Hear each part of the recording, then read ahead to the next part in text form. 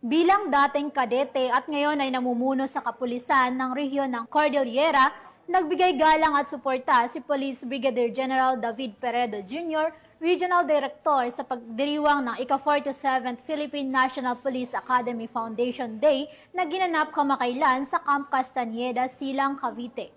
Police Master Sergeant Lenny Valerio sa balita.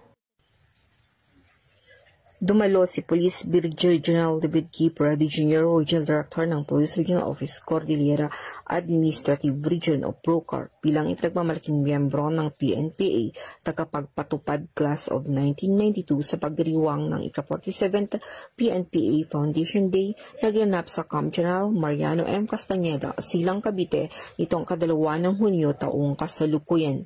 Sa temang Moving Forward to Sustain Academic Excellence for Future Public Servants, ang selebrasyon ay minarkahan ng halos 5 dekada ng hindi natitinag na pangako ng PNPA sa paggawa ng mga pinunong may prinsipyo.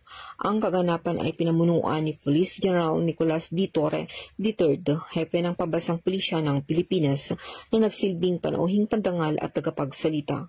Sa kanyang mensahe ay pinuri niya ang akademya sa dedikasyon nitong ipamalas ang mga pangunahing pagpapahalaga ng integridad, disiplina at pagkamakabayan sa mga opisyal ng Philippine National Police, Bureau of Fire Protection at Bureau of Jail Management and Penology mula nang itatag ito noong 1978. Dumalo rin ang mga opisyal ng Department of Interior and Local Government, PNPA alumni mula sa iba't ibang klase, academy, faculty members, cadet corps at iba pang mga natatanging panauhin.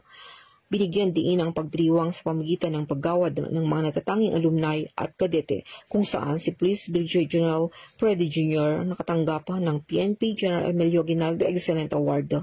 Kinilala ang karangalang ito ang kanyang patuloy na suporta at mga kontribusyon na lubos na nagpapataas sa pagsasanay at kakayahan sa edukasyon ng akademi, lalo na para sa mga maging opisyal ng pulisya.